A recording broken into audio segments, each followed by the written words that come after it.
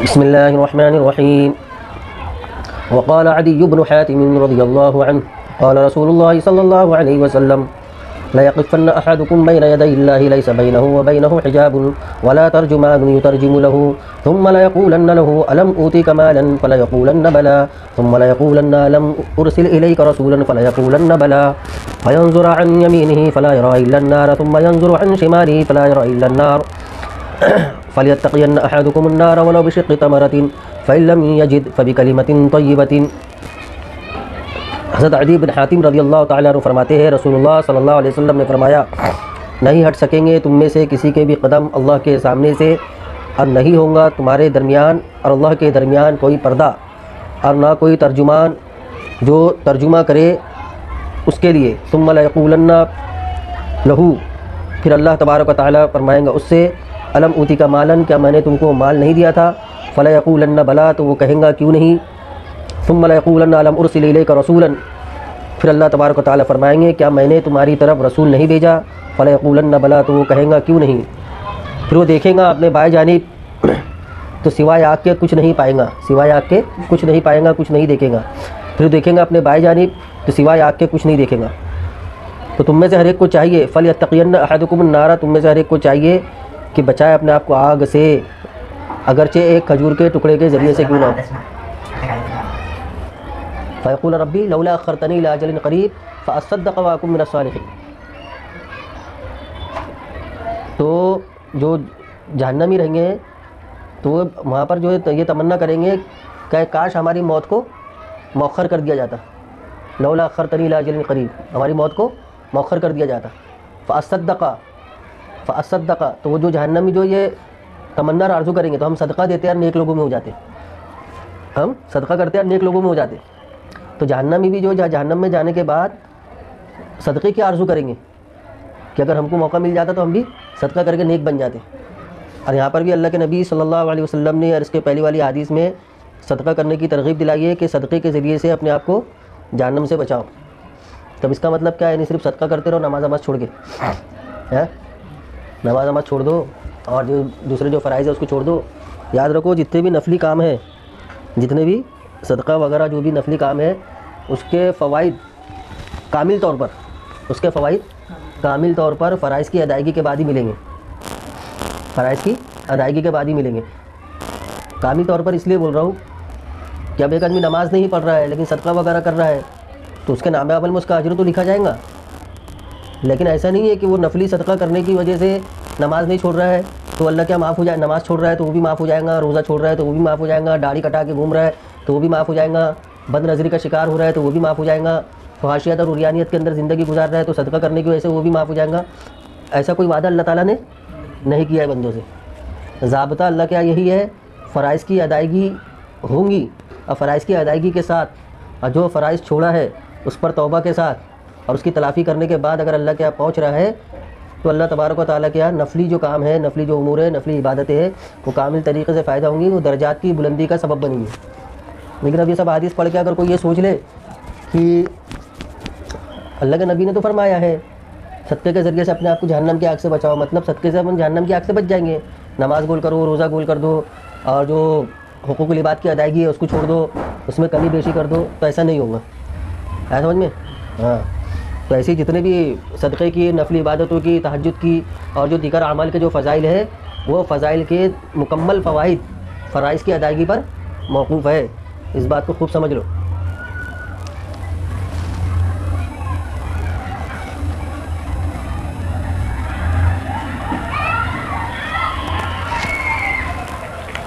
اچھا، اب اللہ کے نبی صلی اللہ علیہ وسلم فرما رہے ہیں صدقے کے ذریعے سے جہنم کی آگ سے بچو، اور اگر وہ بھی نہ پاؤ، کوئی اتنا تنگ دست ہے کہ اس کے پاس مال ہی نہیں ہے صدقہ کرنے کو، یا کوئی چیز ہے ہی نہیں صدقہ کرنے کو، تو اس کے لیے کیا ہے؟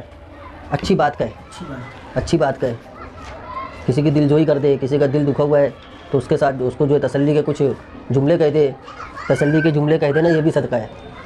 کوئی غم زدہ ہے، کسی کو کوئی غم پہنچا ہے، صدمہ پہنچا ہے تو اس کو جو ہے تسلی کے جملے کہنا یہ بھی صدقہ ہے. لیکن ہمارے یہاں کیا ہوتا ہے، تسلی کے جملے نہیں بولتے، اور یعنی ایسے ایسے جملے استعمال کیے جاتے ہیں کہ آگے والا بجائے اس کو خوش ہونے کے، اپنی باتوں سے خوش ہونے کے، ہم سے چڑھنے لگے. اس کو بہت اچھا کام سمجھ رہے ہیں کہ جیسے بہت اچھا، یعنی بالکل بورا بھر بھر کے جو ہے ثواب مل رہے ہیں کام سے. اچھا کلمہ کہنا جس طریقے سے باعث ثواب ہے، اسی طرح برے کلمات کہنا یا کسی کے لیے ایسا جملہ استعمال کرنا جس سے اس کی دل شکنی ہو جائے تو باعث عذاب بھی ہے. جیسے اچھا جملہ کہنے سے بورا بھر بھر کے ثواب ملے گا، ویسے برا جملہ کہنے سے برا بھر کے گناہ بھی ملے گا. وقال اللہ تعالیٰ وَيَسْأَلُونَكَ مَاذَا يُنْفِقُونَ. کیا بولتے ہیں ریاض بھائی؟ صحیح بات ہے نا؟ ان لوگ ایسے کرتے نا تیرے ساتھ، اس لیے تو سمجھا دیا میں نے. وقال اللہ تعالیٰ وَيَسْأَلُونَكَ مَاذَا يُنْفِقُونَ قُلِ الْعَفْوَ كَذَلِكَ يُبَيِّنُ اللَّهُ لَكُمُ الْآيَاتِ لَعَلَّكُمْ تَتَفَكَّرُونَ. اللہ تبارک و تعالیٰ نے فرمایا وہ سوال کرتے ہیں آپ سے کتنا خرچ کریں. قُلِ الْعَفْوَ کہہ دیجئے جو آسان ہو، عفو جو آسان ہو. کذالک اسی طرح بیان کرتے اللہ تم پر نشانیوں کو تاکہ تم سوچو غور و فکر کرو دنیا اور آخرت کی زندگی میں. اللہ تبارک و تعالیٰ نے ہر چیز کی جو ہے نشانی اور آیات علامات اور دنیاوی اور آخرت کی زندگی میں کس طریقے سے ہم کو رہنا ہے، یہ سب آیات اللہ تبارک و تعالیٰ نے کھلے طور پر بیان کر دیے. دنیا کی زندگی میں جو حقوق اللہ سے متعلق جو چیزیں ہیں وہ بھی بیان کر دی گئی ہے، حقوق العباد سے متعلق جو چیزیں ہیں وہ بھی بیان کر دی گئی ہے. دنیاوی زندگی میں کیسے رہنا ہے اس کا بھی طریقہ کار تم کو بتلا دیا گیا ہے، اور آخرت کی تیاری کیسے کرنی ہے اس کا بھی طریقہ کار بتا دیا ہے. اسلام کی یہی تو خوبصورتی ہے، سب سے بڑی ہمارے مذہب اسلام کی یہ تو خوبصورتی ہے کہ اسلام جو ہے صرف آخرت کی تیاری کیسے کرنا ہے وہ نہیں بتلاتا. اسلام ایک ایسا خوبصورت مذہب ہے جو دنیاوی زندگی کو کس طریقے سے ہم خوشگوار بنا سکتے ہیں، کس حد تک کے ہم خوشی حاصل کر سکتے ہیں اس کا بھی طریقہ کار بتاتا ہے. اسلام ایک ایسا خوبصورت مذہب ہے جو صرف جنت اور جہنم میں جانے کے طریقہ کار نہیں بتاتا، بلکہ زندگی کے اندر جو تم کام کر رہے ہو، سماجی اعتبار سے کوئی کام کر رہے ہو، معاشی اعتبار سے کوئی کام کر رہے ہو، سیاسی اعتبار سے کوئی کام کر رہے ہو، اس کی بھی رہنمائی کرتا ہے. ایسا سمجھ میں تو اللہ تبارک و تعالیٰ نے فرمایا کہ ہر چیز کو کذالک یبین اللہ، اسی طرح اللہ بیان کرتے ہیں، واضح کرتے ہیں تم پر آیتوں کو تاکہ تم دنیا اور آخرت کی زندگی میں غور و فکر کرو. وقد حدث المنذر بن الجرير عن ابي قال كنا عند رسول الله صلى الله عليه وسلم في صدر النار فجاء قوم عراة حفاة متقلدي السيوف عامتهم من مزرة بل كلهم من مزرة فتغير وجه رسول الله صلى الله عليه وسلم لما رأى بهم من الفاقة فدخل ثم خرج فأمر بلالا فأذن فأقام الصلاة فصلى ثم خطب فقال يا أيها الناس اتقوا ربكم الذي خلقكم من نفس واحدة وخلق منها زوجها وبث منهما رجالا كثيرا ونساء واتقوا الله الذي تساءلون به والأرحام إن الله كان عليكم رقيبا واتقوا الله ولتنظر نفس ما قدمت لغد تصدق رجل من ديناره من درهمه من ثوبه من ساع بره من ساع تمره حتى قال ولو بشق تمرة فجاء رجل من الأنصار بسرة كادت كفه تعجز عنها بل قد عجزت ثم تتابع الناس حتى رأيت قومين من طعام وثياب حتى رأيت وجه رسول الله صلى الله عليه وسلم يتهلل كأنه مذهبة فقال رسول الله صلى الله عليه وسلم من سن في الإسلام سنة حسنة فله أجرها وأجر من عمل بها من غير أن ينقص من أجورهم شيء ومن سن في الإسلام سنة سيئة فله وزرها ووزر من عمل بها من غير أن ينقص من أوزارهم شيئا. بیان کیا منذر بن جریر نے اپنے والد سے، قال فرمایا ہم نبی کریم صلی اللہ علیہ وسلم کے پاس تھے فی صدر النہار دن کے شروع میں یعنی صبح صبح. فجاء قوم عراة حفاة تو آئے کچھ لوگ ننگے بدن، حفاة ننگے پاؤں، متقلد السیوف تلواروں کو لٹکائے ہوئے، متقلد السیوف تلواروں کو لٹکائے ہوئے. عامتهم من مزرہ ان میں سے اکثر لوگ قبیلہ مزر کے تھے. عامتهم ان کے عام لوگ قبیلہ مزر کے تھے، ان کے اکثر لوگ قبیلہ مزر کے تھے. بل کلهم من مزرہ بلکہ سب کے سب قبیلہ مزر کے تھے. قبیلہ مزر ایک قبیلے کا نام ہے. فتغیر وجہ رسول اللہ صلی اللہ علیہ وسلم تو نبی کریم صلی اللہ علیہ وسلم کا چہرہ بدل گیا. لما رآ جب ان کو دیکھا، کیوں؟ لما رآ بہم من الفاقتی جب آپ نے ان کو دیکھا فاقے کی حالت میں. قبیلہ مزر کے کچھ لوگ رسول اللہ صلی اللہ علیہ وسلم کے پاس آئے اور وہ اس حال میں تھے کہ ان کو فاقہ تھا، بھوکے تھے.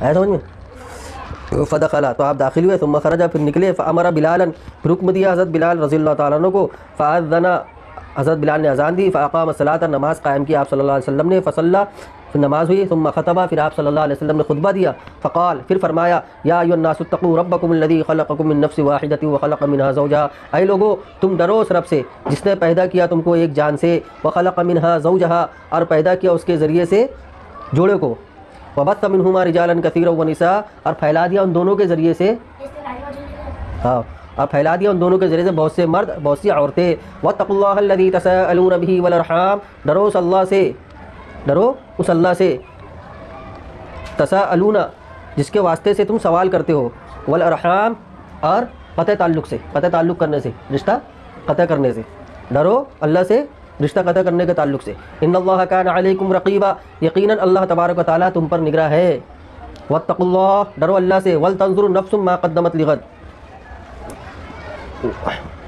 ڈرو اللہ سے اور دیکھ لے ہر انسان کہ کیا بھیجا ہے اس نے کل کے لیے، کیا بھیجا اس نے کل کے لیے، یعنی کل کے لیے اس نے کیا تیاری کی۔ ہر انسان کو یہ دیکھنا چاہیے، اپنا جائزہ لینا چاہیے کہ اس نے کل کے لیے کیا تیاری کی ہے۔ کہ ایسی زندگی تو نہیں گزر رہی ہے کہ ہماری جو بھی تیاری، جو بھی افعال، جو بھی کردار ہم جو صبح سے لے کے شام تک کے ادا کر رہے ہیں وہ صرف ایسے ہی ہے جو زندگی میں ختم ہو جائے، اور آخرت کے لیے ہم کوئی تیاری نہ کر رہے ہو۔ ایسی زندگی تو نہیں گزر رہی ہے۔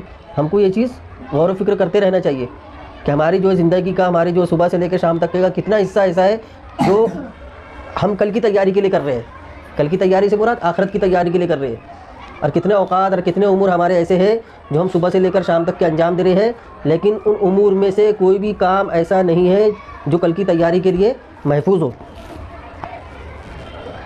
تصدق رجل من دینار، آدمی صدقہ کرے اپنے دینار میں سے، من درہمی اپنے درہم میں سے، من ثوبی کپڑے میں سے، من صاع برہ اور گندم کی صاع میں سے، من صاع تمرہ اور اپنی کھجور کی صاع میں سے، حتی قال یہاں تک فرمایا ولو بشق تمرۃ، آپ نے خطبے میں کیا فرمایا کہ آدمی کو چاہیے کہ وہ صدقہ کرتے رہے۔ انسان کو اگر اللہ نے اس کو مال دیا، روپیہ پیسہ دیا ہے تو روپیہ پیسے کے ذریعے صدقہ کرے، کپڑے دیا ہے، ضرورت سے زائد کپڑے ہیں تو کپڑا دے کر بھی صدقہ کرے، وہ نہیں ہے اناج ہے اپنے پاس تو اناج کے ذریعے سے صدقہ کرے۔ اللہ کے رسول صلی اللہ علیہ وسلم کا جو بار بار جو روایت میں، احادیث میں صدقے کی تلقین امت کو دینے کا، امت کو صدقے کی تلقین دینے کا مقصد کیا رہا ہے؟ کیوں آپ صلی اللہ علیہ وسلم نے صدقے کی تلقین بار بار کی ہے؟ کیونکہ ایک تو یہ کہ اللہ کے رسول صلی اللہ علیہ وسلم رحمت للعالمین ہے، اللہ کے رسول صلی اللہ علیہ وسلم رحمت للعالمین ہے، اور دوسرا یہ کہ آپ صلی اللہ علیہ وسلم کی صدقے کے متعلق ترغیب سے یہ سمجھ میں آتا ہے کہ اللہ کے رسول صلی اللہ علیہ وسلم قطعاً یہ نہیں چاہتے تھے کہ امت محمدیہ میں ایسے افراد باقی رہ جائے جو فاقہ تنگ دستی کی حالت میں زندگی گزار رہے ہو، جن کو اپنا پیٹ بھرنے کے لیے اس کے سامنے ہاتھ پھیلانے کی ضرورت پڑ رہی ہو۔ اس لیے دیکھو اسلام نے زکوٰۃ کا بھی نظام بنایا، اور زکوٰۃ کے علاوہ وَآتَ الْمَالَ عَلَىٰ حُبِّ ذَوِي الْقُرْبَىٰ کا بھی نظام بنایا ہے۔ آئے سمجھ میں؟ یہ نظام اسلام نے کیوں پیش کیا ہے؟ یہ نظام اسلام نے اس لیے پیش کیا ہے تاکہ ہمارے جو ساتھ رہنے والے جو افراد ہیں، رشتہ دار مسلمان، غیر رشتہ دار مسلمان، حتیٰ کہ غیر مسلم انسان، امت محمدیہ کا وہ طبقہ جو کہ ایمان نہیں لایا ہے، ان کو بھی صدقہ دینے کے لیے کہا گیا ہے، ان کو بھی صدقہ دینے کے لیے کہا گیا ہے۔ اگرچہ ان کو جو زکوٰۃ، جو وجوبی صدقات ہوتے ہیں وہ نہیں دیے جائیں گے، لیکن اس کے علاوہ جو صدقات ہے وہ اگر مستحق ہے، فاقے کی زندگی اگر گزار رہا ہے تو انسانیت کے ناطے ان کے ساتھ بھی خیر خواہی کا معاملہ کرنا ہے۔ تو اسلام نے صرف جو ہے مسلمانوں کے تحفظ کا کام انجام نہیں دیا ہے، پوری انسانیت کے تحفظ کا کام انجام دیا ہے۔ ایسا سمجھ میں؟ ایسا نہیں ہوا کہ اسلام کی تعلیم یہ نہیں رہی ہے کہ فلانے کو جو ہے، فلانا جو ہے اللہ کو نہیں مانتا ہے، نبی کو نہیں مانتا ہے، لہٰذا اگر وہ فاقہ اور تنگ دستی میں زندگی گزار رہا ہے تو اس کے ساتھ خیر خواہی نہ کرو۔ یہ اسلام کی تعلیم نہیں ہے۔ اسلام کی تعلیم یہی رہی ہے، چاہے وہ اللہ کو ماننے والا ہو یا نہ ماننے والا ہو، نبی کو ماننے والا ہو یا نہ ماننے والا ہو، وہ تنگ دستی کے عالم سے گزر رہا ہے تو اس کے ساتھ خیر خواہی انسانیت کے ناطے کرنا ہے۔ ہاں، یہاں تک فرمایا حتیٰ قال ولو بشق تمرۃ، یہاں تک فرمایا ولو بشق تمرۃ، اگرچہ ایک کھجور کے ٹکڑے کے ذریعے۔ فجاء رجل من الانصار بسرۃ، آئے انصار میں سے ایک شخص تھیلا لیے ہوئے، بسرۃ تھیلا لیے ہوئے، کادت کفہ تعجز عنہا، تعجز عنہا، ان کا ہاتھ عاجز ہوا جا رہا تھا اس کے اٹھانے سے، کادت کفہ تعجز عنہا، تعجز عنہا، عاجز ہوا جا رہا تھا، عنہا اس کے اٹھانے سے، کفہ ان کا ہاتھ، ان کا ہاتھ عاجز ہوا جا رہا تھا اس کے اٹھانے سے، بل قد عجزت، بلکہ عاجز ہو ہی گیا تھا۔ یعنی وہ تھیلا اتنا بھاری تھا، اتنا وزندار تھا، جو صدقہ آپ صلی اللہ علیہ وسلم کا خطبہ سنے، وہ انصاری صحابی جو آپ صلی اللہ علیہ وسلم سے خطبہ سنے، خطبہ سن کے فوراً صدقے کی تلقین جب ہوئی تو فوراً آئے اور ایک تھیلا لے کر آئے جس کے اندر غلہ بھرا ہوا تھا۔ یہ صحابہ کی شان تھی کہ رسول اللہ صلی اللہ علیہ وسلم کا کوئی بھی فرمان سن لیتے تھے، اس پر فوراً عمل کرتے تھے، فوراً عمل کرتے تھے، تاخیر بالکل نہیں کرتے تھے۔ عمل کرنے میں. ایک مرتبہ جو ہے اللہ کے رسول صلی اللہ علیہ وسلم نے فرمایا اجلسو اجلسو اجلسو، بیٹھ جاؤ بیٹھ جاؤ بیٹھ جاؤ. تو ایک صحابی لکڑی کا گٹھا لے کر آ رہے تھے. کیا لے کر آ رہے تھے؟ لکڑی کا گٹھا سر پر لاد کر آ رہے تھے. رسول اللہ صلی اللہ علیہ وسلم کی آواز مبارک سن لی کہ آپ صلی اللہ علیہ وسلم فرما رہے ہیں بیٹھ جاؤ. اب آپ صلی اللہ علیہ وسلم جو فرما رہے تھے، جو مسجد نبوی میں حاضر افراد تھے ان کو بیٹھنے کے لیے کہہ رہے تھے. ان کو بیٹھنے کے لیے کہہ رہے تھے جو مسجد نبوی میں حاضر تھے آپ کا خطبہ وغیرہ سننے کے لیے، ان کو آپ صلی اللہ علیہ وسلم فرما رہے تھے اجلسو اجلسو، بیٹھ جاؤ بیٹھ جاؤ. اور ایک صحابی لکڑی کا گٹھا لے کر آ رہے ہیں. ان کے کانوں میں آواز پڑ گئی کہ اللہ کے نبی نے بیٹھنے کا حکم دیا ہے. تو اس بات کو بھی انہوں نے گوارا نہیں کیے کہ وہ لکڑی کا گٹھا نیچے اتار کر بیٹھوں، اسی کو لے کر بیٹھ گئے. یہ تھا عشق نبی. ہمارے پاس تو صرف دعوے بس، نبی سے محبت ہے نبی سے محبت ہے. کہاں ہے محبت؟ صرف دعوے. نبی سے محبت جو ہے آپ صلی اللہ علیہ وسلم کی تعلیم پر عمل کرنے سے سمجھ میں آئے گا. اور حوض کوثر پر جب اللہ کے رسول صلی اللہ علیہ وسلم جام کوثر پلا رہے ہوں گے تو وہ جام کوثر پینے کا جو شرف انہی لوگوں کو حاصل ہوگا جنہوں نے نبی سے محبت کی ہو اور عملی طور پر محبت کو ثابت بھی کیا ہو. وہ لوگ جام کوثر سے بھی محروم ہوں گے جنہوں نے دعوے تو بہت کیے ہوں گے نبی سے محبت کے، لیکن ان کی زندگی اللہ کے احکام کی نافرمانی میں گزری ہوں گی، نبی کی سنتوں کو مٹانے میں گزری ہوں گی، خواہشیت اور عریانیت میں گزری ہوں گی، دین کے اندر نئی نئی چیزیں ایجاد کرنے میں گزری ہوں گی. ایسے لوگ جب حوض کوثر پر آئیں گے وہ دعوے دار ہوں گے، نبی سے محبت کے دنیا میں دعوے کرتے رہے ہوں گے، اور نبی سے محبت کرنے میں، محبت کا اظہار کرنے میں انہوں نے ایسے ایسے کام کر ڈالے ہوں گے جو اگرچہ انہوں نے محبت میں کرے ہوں گے، لیکن ایسے کام کر ڈالے ہوں گے جو اللہ اور اس کے رسول صلی اللہ علیہ وسلم کو بالکل پسند نہیں ہے. تو وہ لوگ محروم ہو جائیں گے جام کوثر سے. فرشتے ان کو مار مار کے بھگائیں گے. تو یہ خالی پیلی دعوے کرنے کے بجائے عملی طور پر جو ہے کچھ کام کیا جائے. سمجھ میں آ رہا؟ بل قد عجزت، بلکہ وہ عاجز ہو ہی گئے. ثم تتابع الناس، پھر لگاتار لوگ پے در پے لوگ صدقہ لانے لگے. حتی رأیت قومین، میں نے دیکھا دو ڈھیر، من طعام، کھانے کے، وثیابین، اور کپڑے کے. حتی رأیت وجہ رسول اللہ صلی اللہ علیہ وسلم یتہلل، یہاں تک کہ میں نے دیکھا کہ آپ صلی اللہ علیہ وسلم کا چہرہ انور چمک اٹھا. کانہ مذہبۃ، گویا کہ آپ کے چہرے کو سونے سے رنگا گیا ہے، یعنی آپ کا چہرہ چمکنے لگا. فقال رسول اللہ صلی اللہ علیہ وسلم من سن فی الاسلام سنتا حسنتا، جس نے اسلام میں اچھا طریقہ جاری کیا. من سن فی الاسلام سنتا حسنتا، جس نے اسلام میں اچھا طریقہ جاری کیا. فلہ اجرھا، تو اس کے لیے اس کے جاری کرنے کا اجر ہے. وہ اجر من عمل بہا، اور اس کا بھی اجر ہوگا جو اس پر عمل کرے گا. ایک تو جاری کرنے کا اجر ہوگا، وہ اجر من عمل بہا، اور اس کا بھی اجر ہوگا جو اس پر عمل کرے گا.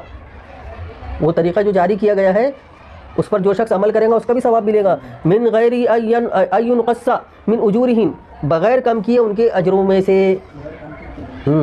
جو کوئی نیک کام کو جاری کرتا ہے تو اس کو تو ایک نیک کام جاری کرنے کا ثواب ملتا ہے، اور پھر اس نیک کام پر جتنے لوگ عمل کریں گے اس کا بھی ثواب ملے گا، بغیر ثواب ان لوگوں کے ثواب میں کم کیے.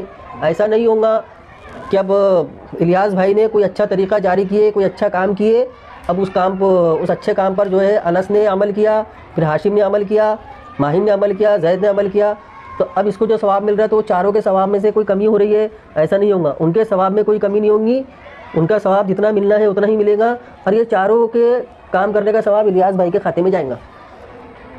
اب پھر وہ زید نے عمل کیا، پھر زید کو دیکھا دیکھی، پھر پانچویں نے کسی اور نے عمل کیا، پھر پانچویں کو دیکھا دیکھی، چھٹویں نے عمل کیا. تو ایسے جتنے لوگ عمل کرتے جائیں گے سب کا ثواب کس کو ملے گا؟ الیاس بھائی کے کھاتے میں جائے گا. اس نے اچھا طریقہ جو جاری کیا، اچھا کام جاری کیا ہے، اس کے کھاتے میں وہ ثواب جائے گا. ساری بات سمجھ میں؟